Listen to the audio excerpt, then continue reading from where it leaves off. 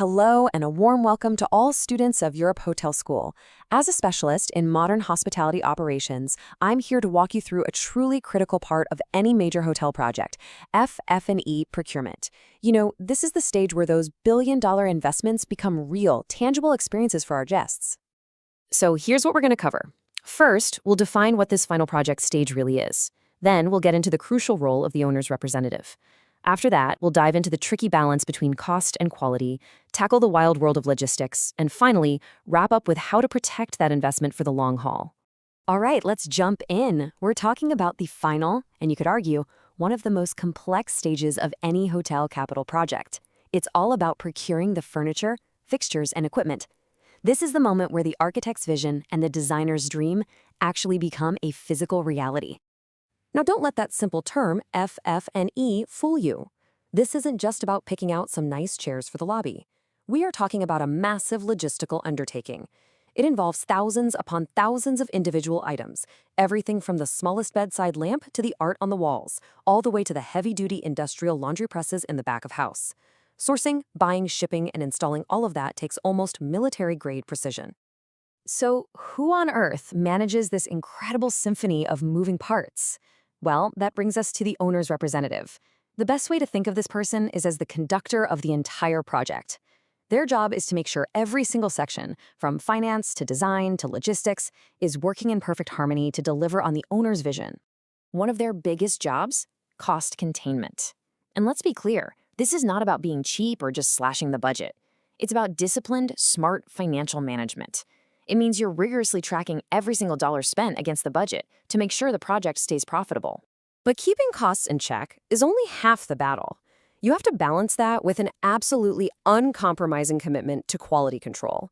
This means making sure every item you buy doesn't just look fantastic, but that it's built tough enough to handle the daily wear and tear of a busy hotel. That's how you protect the brand's reputation and, of course, the guest experience.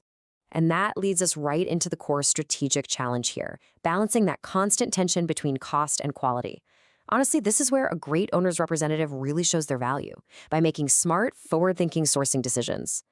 So, a huge decision you have to make is who's actually going to buy everything. Do you use the hotel brand's own procurement agents, or do you hire an independent firm? Here's a pretty good rule of thumb. If you're doing a large-scale project with standardized items, the brand agents can get you incredible volume discounts. But if you're working on, say, a unique boutique hotel and need one-of-a-kind pieces, independent agents give you the flexibility and transparency you need. The choice really depends on the DNA of the project itself. This quote says it all, doesn't it? It perfectly captures the whole philosophy here. A super stylish chair that just can't handle daily guest use isn't a bargain. It's a liability. It's going to lead to replacement costs, unhappy guests, and it's going to damage the hotel's image. Real value, true value, is always in durability. Okay, so how do you actually guarantee that durability? The answer is in having meticulous specifications. Think of these as super detailed documents that spell out the exact materials, the construction methods, and the durability tests that every single item must pass. This turns quality from just a nice idea into a legally binding contractual requirement. Now, once you've sourced everything and paid for it, you still have to get it all into the hotel. And this brings us to another huge challenge: mastering logistics. This gets especially tricky during a renovation because the hotel has to stay open for business and keep making money. The one number you have to watch like a hawk here is what we call displaced revenue. It's pretty simple. Every single room that's out of service for a renovation is a room you can't sell. That's lost income, pure and simple. So the number one goal of logistics is to minimize that number by getting rooms back in service as fast as humanly possible. The way we do this is with a phased installation. You never shut down the entire hotel. That would be a disaster. Instead, you work methodically, maybe one floor at a time. First, you create an incredibly detailed plan. Second, you carefully seal off those renovation zones to minimize any disruption for your guests. Third, you coordinate a just-in-time delivery of all the FF&E for that specific zone.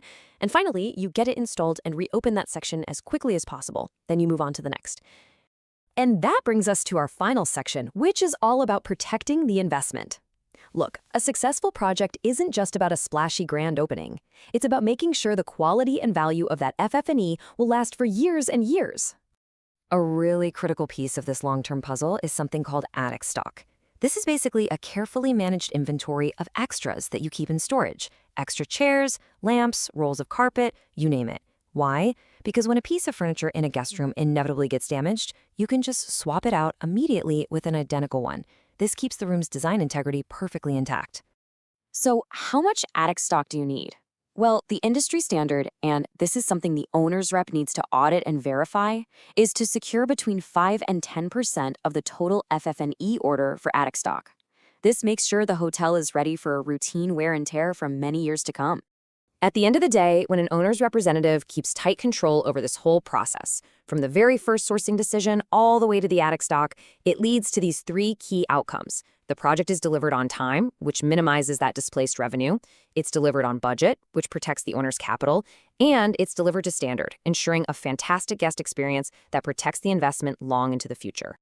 And that brings us to the end.